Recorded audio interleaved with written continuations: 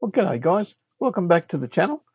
Welcome to Techo Baz's project for Carl. Now, this was a national radio sent to me, a portable battery operated valve radio. I'll put a link in the description up there and you can have a look at it and just see where I started with this. Now, I need to start on the case. First of all, I need to get the loop antenna back into the lid. And, well, we've got some hinges to put on here. We can't put them on without sort of doing the whole thing, then putting the loop in and then putting the cover on. So this is where I start. We're starting with the lid, so let's get into it. Lots of little areas where the covering has lifted, things like this. We'll just go over it, patch all these up. The rest of it, yes, it needs a bit of a clean up, but I'll get the hinges on, and well, the top cover looks quite good on the back actually. Yeah, that's come up okay, but we've got this. I don't know whether you can see that, but yeah, we've got that all the way through. So we've got to go along here, fix all this up, put it together, and then I can start on the rest of the case. I just want to get this lid done. Okay, we'll hook into it.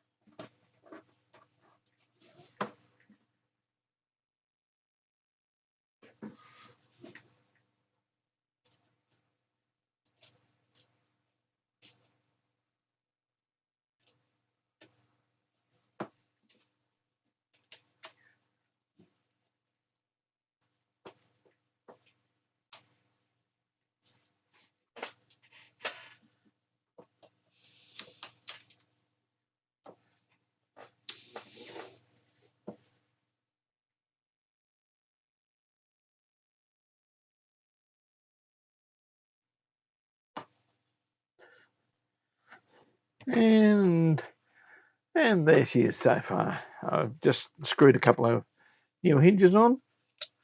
Looks pretty good. Coming up quite nice actually. A little bit better than what I thought it would be. But yeah, now we've got to just tidy up the screws, make sure they're flush cut. These weren't originally, but I don't like the sharpness of them, so we'll get the grinder and just take them off. And same with these little fellas. Yeah, it's looking rather nice. Okay.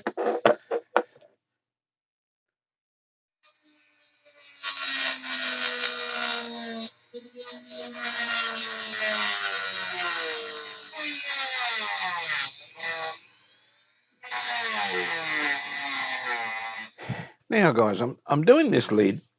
Now, what this lid had originally was a spring opening. Now, there's two little bolts either side, and the spring goes through the notches in the side of this. Now, it goes into the case and more or less bolts onto another small, well, yeah, just a small bolt. Now, I'm trying to recreate what was there. I'm not sure how the spring worked. I guess there's someone out there that knows this, but I do have some spring steel, which is an old radio antenna, VHF antenna. It's stainless steel spring. So it was wrapped around, oops, if I can keep it in my hand, it was wrapped around the screw and it went into the case. Now, I don't know whether it bent when the lid closed, but the idea was when you close the lid, it catches on the front. When you press the two catches together, it springs open. So the spring pushes this up. Now, every picture I've seen of these, the spring is broken, both sides. So it's a challenge. There's got to be some way of making this spring again. Yeah, we can put a spring maybe on the hinge here, but I'd like to recreate what was there somehow. I'm not sure how this is going to go. Now, here's the top of the case. There's your latches that keep the lid down. The spring goes down the side here, and there was a couple of little screws in here, one there and one in there, one in there. So did it just spring sideways? The opening is, well, very long. So I'm guessing the spring pushed against itself, and basically when you pushed it down, did this sort of thing. Just, and it sprung back. Yeah, this is what I'm working on at the moment. Well, we've got to tidy this whole thing up, but I've got this in my head of how am I going to get this lid to spring open. Now, it's got to go down a little way. And I'm thinking if I connect it there, connect it roughly where it was, will it spring forward or back or something along on the inside there? Was it a torsion spring that actually had a coil in the center and it sort of did its thing like that? I'm just trying to work out how this was. All indications point towards the photo I've seen of the broken ones, and a new brochure on this just shows a piece of rod, a spring, piece of spring steel going straight down here. Doesn't show anything else. But anyway, yeah, any comments, please leave them in there, and I'm going to see what I can make up to make this work again as it was.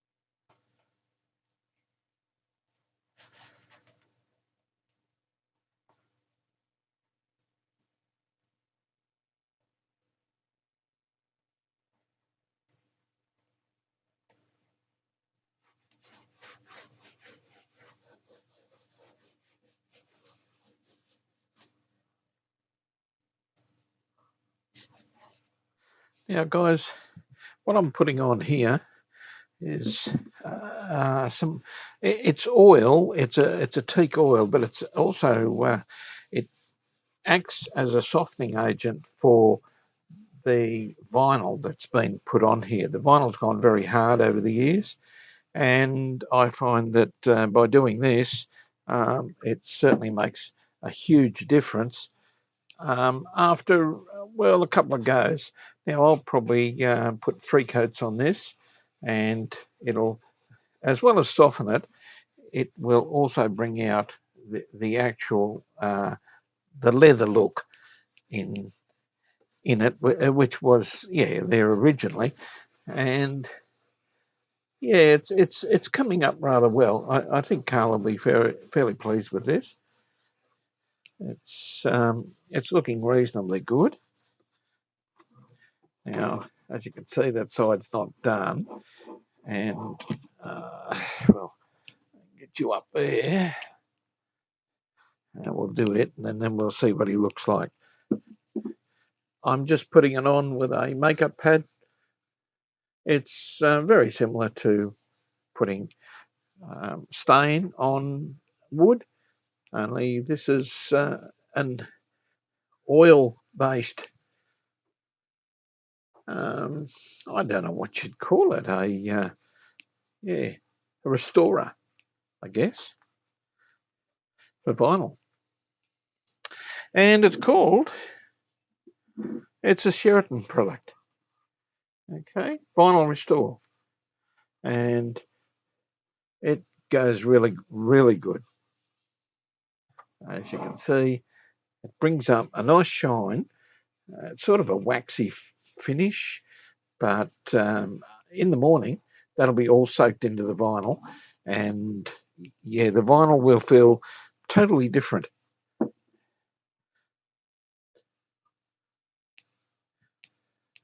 There we go. Okay, well that'll do me. It's the end of the day. It's 5 o'clock, and as you know, that's my wine time.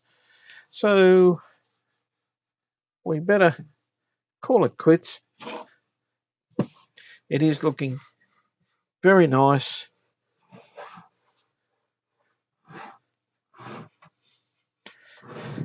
We've got everything glued that has to be glued, patched up.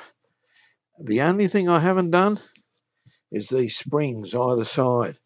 I still haven't worked out what I'm going to do there. And I know there'll be someone out there probably screaming at me when they're watching this, that, I had one of these and I can tell you exactly what it was. I don't know whether it was a straight piece of metal or not, but it's certainly shaping up that way. It just looks like a piece of metal, a piece of spring steel that bends when you close the door, puts it under a bit of pressure, and as I said, you need that pressure to unclip when you push the buttons. So that's what we've got to work out. Okay, there we go, guys. I'm leaving that till morning, and it's that's good enough. Okay, catch us in the morning. Only be a couple of seconds for you guys. Right, well, we're putting the hinges on this case. Now, I haven't put the loop antenna in because we need to get the hinges in and attached on the inside, and then we can put the loop on, and then we can mount the lid. So along here, the wood had given way. It had pushed in.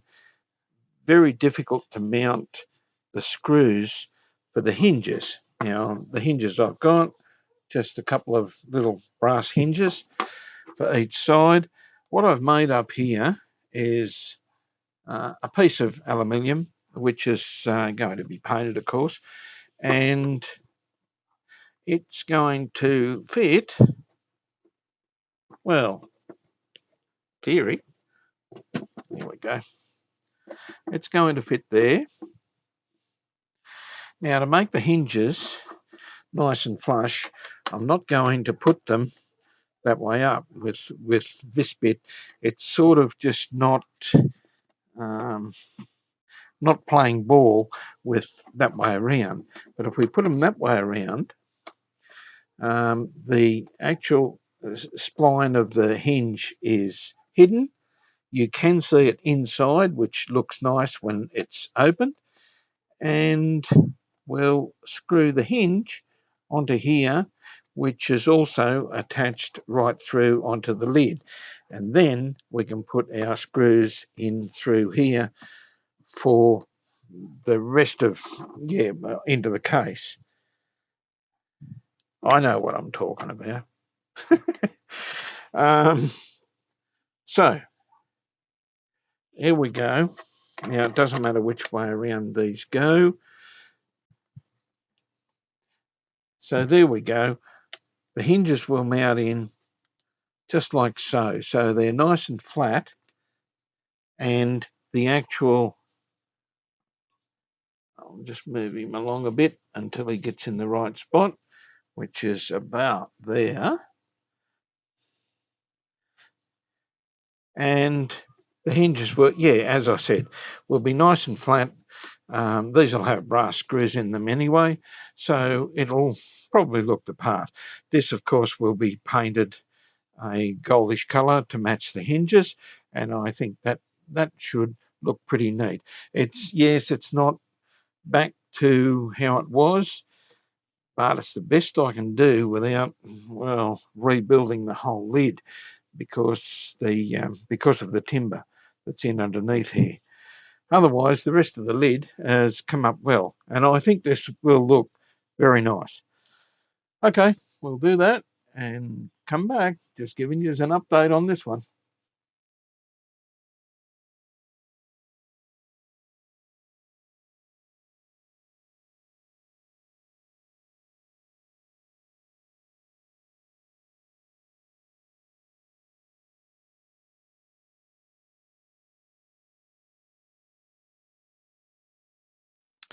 Okay, and we are a little step closer. I've got the stays on, so that the lid, okay, it's not sprung open, but at least you can open it part way or where you need the lid. Okay, so you may want it there for a certain reception of a certain station, or you want it there, or you want it open. So, okay, let's have a look at what I did there. Bit of classy work. I chopped up an aerial wire, a VHF aerial actually, cut it in half. So that was piano wire would work the same. And in there a little nylon piece of rail out of an old transmitter. So yeah, just a nylon rail, 2 screws, and the wire just rubs on the inside between the actual nylon and the timber. Okay, so that's, well, to me, it's working good. It's the same both ends. So if you're doing one of these nationals, because I have seen some of these on Radio Museum, and they don't have the stays on them. They don't have them. So this is only a guess. Well, it's a fill-in. That works as far as being able to position the aerial in any position you want, but it doesn't work as a spring when it's closed, so that you push these in and you lift it with those fingers. So I don't know whether it ever had a spring or whether this was the original design. I can't find anything on it. Every one I've seen, these are broken, these are gone. So I wanted to get this back so that even when we look at it, the stays are there. Okay, now let's fill in this bit. We'll find the loop and we'll probably have to drill a couple of very small holes here because I'll be screwing this back on, not actually nailing it back. Very difficult to get out without damaging something. Okay, let's do that.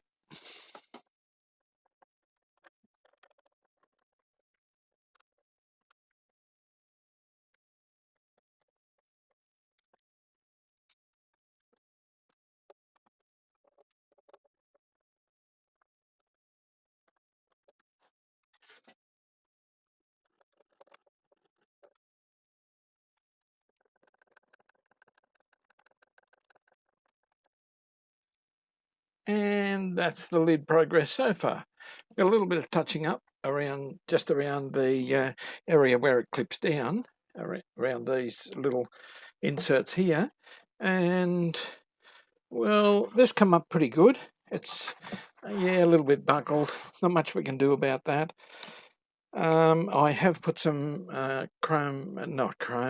brass screws in here, so it sort of looks the part.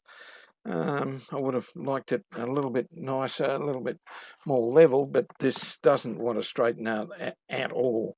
We've tried wetting it and correcting it, everything. We've tried everything, and it just keeps going back to that shape. So, all in all, I'm pretty sure that this will be, yeah, acceptable anyway. Okay, now we've got to do this bit, the top, which is the dial assembly and everything. Now, I'll just grab it over here, and I'll just grab this fella. Now, we've got to do something with this. We've got to clean it up. We've got to do... sorry, that's my phone. Now, with this one, it looks like the lettering hasn't been highlighted. It's just the Bakelite itself. We've only got 3 little white indicators there, which is nothing. All the rest of it, pretty good. We've got to get rid of all this old glue around, especially around the dial. The dial glass as such, well, yeah, bit of plastic. We're not reusing this, we're putting in a new piece, so that gets scrapped. I don't understand the reasoning here with the glue along the sides. I don't know whether it's been glued down.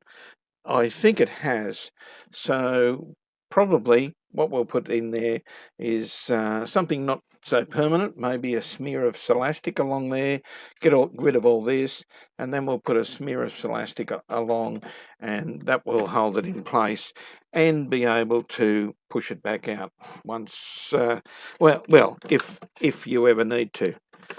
Okay, so all that should fit in. It does. I don't want to push it in there at the moment. But anyway, the top's done, thank goodness. And yeah, that's the whole thing's working really well so far. Righto, guys. I'll be back. I'm going to polish this thing up, get rid of this, and as I said, I'll cut some perspex and we'll put a new dial in it. And I'll be back. Now, the dial glass or perspex, I've cut out of a little bit of scrap perspex that I had. It's got a few slight marks on it, but we'll just polish them out now. And yeah, we'll get this put in. So cutting this, I scored it with a knife, and then I ended up cutting it with the Dremel, actually, for a plastic cutter on the Dremel. I'm, yeah, not real sure the best way of cutting perspex, but that's the way I do it. Yeah, it comes out okay. All right, we'll go and get the top, which I have cleaned and polished, and yeah, we'll sit this in. Now, I'm not real sure how we're going to attach this. I would say Celastic around the edges, so just in various points. Doesn't need to be too much, but we certainly don't want it coming loose again once it's in there. So Celastic's pretty good at plastic to Bakelite. So I don't want to use hard glue like they did. Okay, I guess it's time to put the speaker on. Now I've got him connected up. This piece goes that way, as you can see by the shape of the cutout. Okay, so it looks like we go in like so. Been that long, I've nearly forgot how this goes. Okay, all the holes are lining up there. So that looks good. I'll get some screws, mount him down. Rightio, well, that's the speaker in. She's all mounted in. This thing's nearly ready to put in the case, but we're going to give it a run now with the lid connected to our antenna and earth and see how the whole thing goes. I've labelled the battery leads. Now this is a customer's request, this one. Two 45-volt batteries, but these are internally connected with the positive to the negative as a bridge for 90 volts across the batteries. It doesn't actually bridge at the batteries, it bridges in the radio, as you've probably seen anyway on the previous video. So we've got this one 45 plus. So if the customer wants, which I think he has, to connect 90 volts externally to this radio, or an inverter type situation, the plus goes to here and the minus goes over to the 45 minus. So across the plus and minus there, he can connect 90 volts. Okay, and it works because the other ones, the inside ones there, are bridged in the radio. Okay, I hope I explained that properly. 1.5 volts, well, that's your standard battery. I don't know what the customer's using here. This is Carl's radio, so I have no idea how he wanted it, but originally these were bridged, and that's how what he asked to put back. Okay, let's see about next thing. Let's do this bit. This is the front. Now the grill cloth is in really smick order. It's as new. So we've just got a bit of polishing here to do, and then we can mount that onto the case. We can also put the top of the case in and get this bit ready to, well, not far off working. Well, guys, we've tidied up the front panel of the radio. We've got our dial glass in, or dial perspex in the top. I'll show you that in a minute. And what we're going to do is just check to make sure this thing is going okay. So we'll turn our volume down. I've just got it connected to the loop antenna just before this radio goes in that box, which is a real exciting bit for me. Okay, we'll put the HT on. Okay, she's on there. Now we're only running 75 volts, not 90 volts there, and divide in the what comments are you? And boy, that's yeah, like there's a lot of interference, as you know, in here. That's working pretty well. Can we get the ABC up the end here?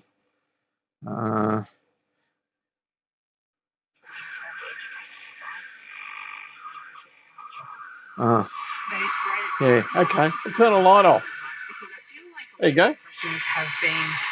That I've asked have been sort of framed almost directed to the person that's decision to leave. But there might be someone listening now who has perhaps been. Okay, so there she goes, working perfectly. I'm going to put it back in the box. I don't think there's any need for any other alignment of anything. It is spot on. It's working extremely well considering where it is and what it's in amongst here. So, yeah, let's put it in the box and we'll have a look around the top and, yeah, work out what's got to be done next. Probably, and a bit of an excuse for this one, I'll polish my knob. Okay, so there's 3 of them there, and I reckon they need a bit of a polish. Although they don't look too bad. I don't know whether I've done these. It's that long since I started it. But anyway, we'll check these out, put them on, and I'll show you the top, which is looking all right. I'm fairly happy with it. This thing isn't real easy to put together. You've got 4 screws in the back of it on these that hold it down to the case. Now I've got to get to the front ones up in there. There's no other way of doing that except put a screwdriver up there and try and maneuver it. Put your nut on a magnetic screwdriver like so, and then put it up there and try and twist it around and get the light in the right spot. And yeah, this is not a real easy job. Bit of a silly idea, really, that maybe we should have used a speed nut or something like that on it. Probably would have been a lot easier. But anyway, we'll get there. Oh boy. I just need that nut to turn a little bit so that he just starts. Oh, now I've got both of them off. I've got the star wash and the nut. I might pause this, I think, before the language gets out of control here. And yeah, I'll come back when I've got the 4 screws in this thing. Oh, gee, not an easy one. Oh boy. Yeah, we got it in. And I say we because I needed another person to help me. Okay. There's our front panel, by the way. It come up reasonably well. A couple of little blemishes on the name, the National. Just a couple of little blemishes there that won't come out, but the rest of it, pretty nice. Pretty happy with the front cover. So now it's just a matter of screwing it in.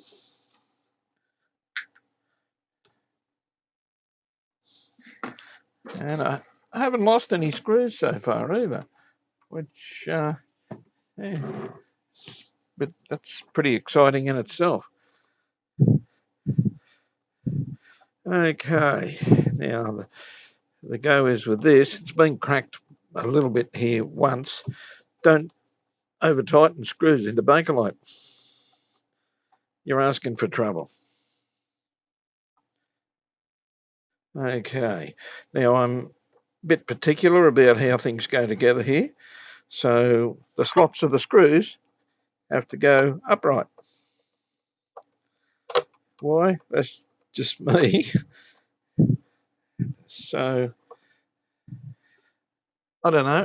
And the one at the top will go across the top.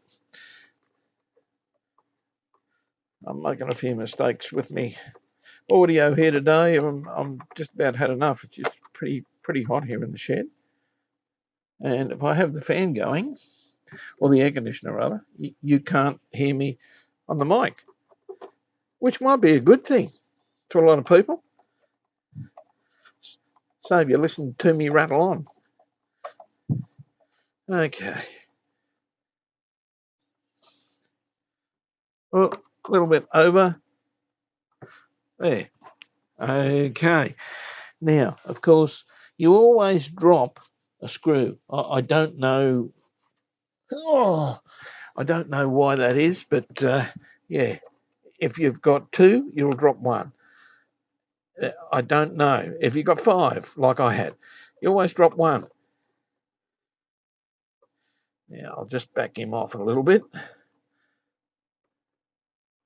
There. Okay. Now he's starting to look the part. We'll just run our leads out the back.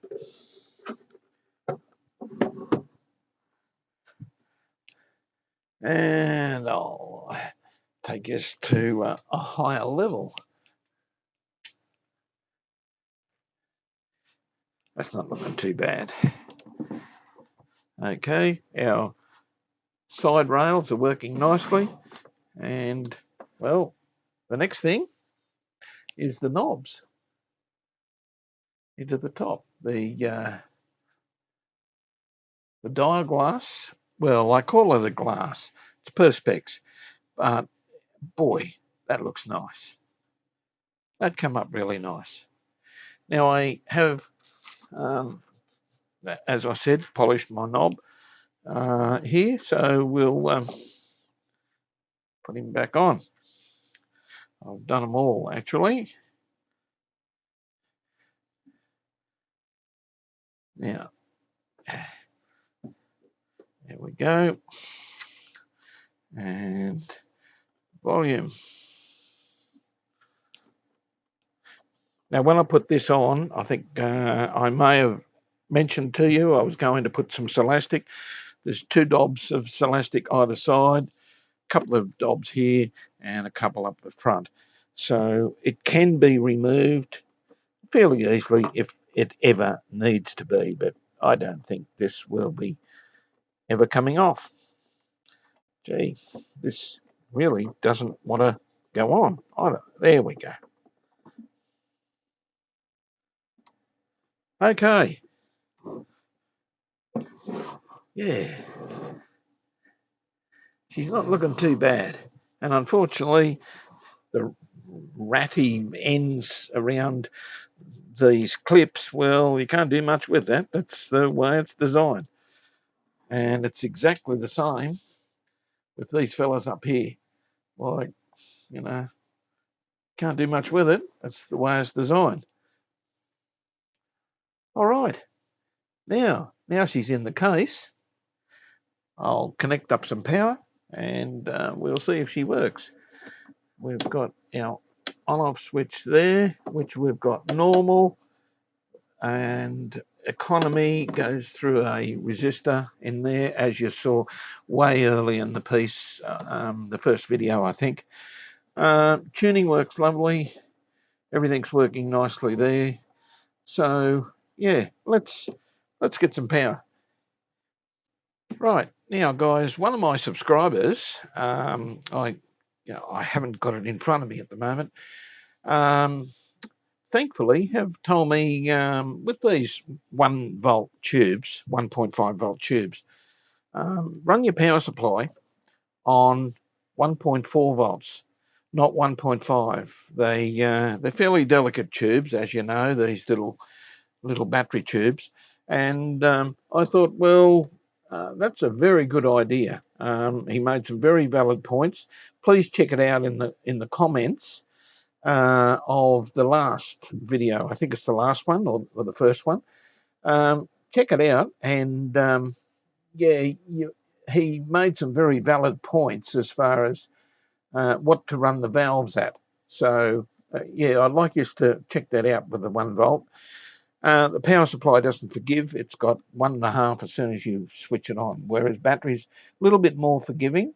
And it obviously makes sense, and we want the valves to last, or tubes, whatever country you're in.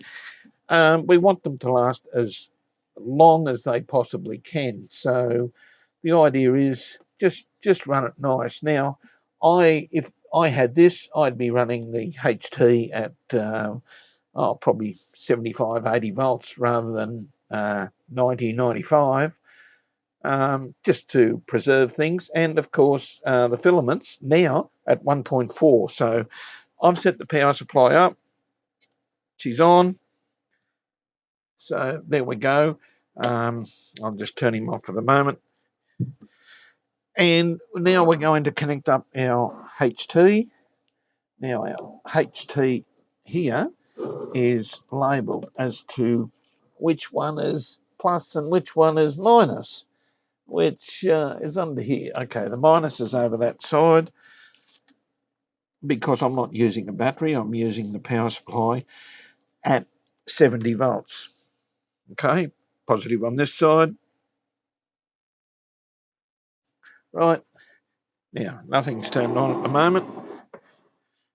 All right, the filament supply is turned on. I will turn on the HT and we will turn on the unit.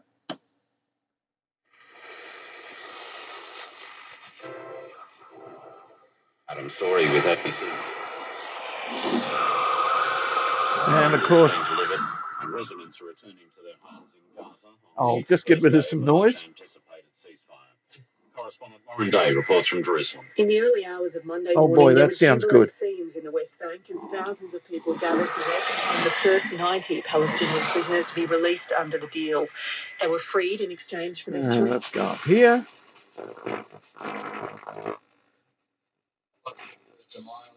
visited the I was there on Friday and I spoke to the neighbours of this shocking fire bombing and spraying of paint over the house that Alex Richardson used to live in. What we're doing federally, we of course acted last year to increase the penalties and crimes associated.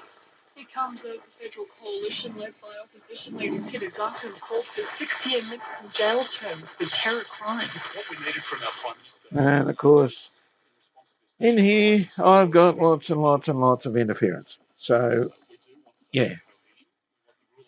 So, unfortunately, we've got the interference, but that's working nicely. I have ordered a mini whip. So, I'm going to take you on a run up to the roof very shortly when I get it, and we'll see what's up there and see how we're going to mount it, and we'll do some performance tests. So anyone interested in that, well, yeah, I'll be recording everything as far as putting in this mini whip that's long overdue. Cabinet has broken records following the retirement And a little bit less volume there on economy.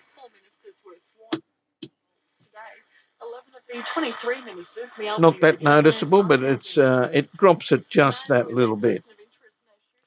Okay, well, I think this is just about finished. I'll have a look around this and do a final on it and make sure she's right. Put the bottom on it, and we're pretty well going to call this complete. Righto, guys, everything checks out very, very well. There she is. So, yeah, there's my battery supply. There's the HT. Yeah, you can see those. Just now, I've got the radio where it is because it picks up really well just in that spot. So there's the back come up nicely, and it is down to 60 kilometres per hour in both directions. You'll find the latest you just get information at livetraffic.com. more noise the further you put the lid down. Put the lid up there. She's spot on. We'll be looking at the Trump presidency, the second presidency. Okay, so the only thing that I thought would have added to this was a dial light. It's never had one. It wasn't made with one, so we didn't put one in. But it would have been a nice little add-on, wouldn't it? But anyway, it wasn't there originally, so we want this back to original. Well, I did anyway. Now the bottom. This is the bottom plate for that goes and holds the batteries in the bottom. Now, all I've done for Carl is something like that. So I've labelled each cable, because it's in series, I've labelled them 45 plus and 45 minus. So you go to the plus lead on one, the minus lead on the other connector, and you've got 90 volts across it if you're using the external supply. Otherwise, just plug it into 245 volt batteries, which good luck finding them. Okay, so all come up nice. There's feet to go on here, and that's it. The feet probably seen better days, but I do want to keep the originals. They'll polish up. They'll be okay. Alrighty. So guys, that's it.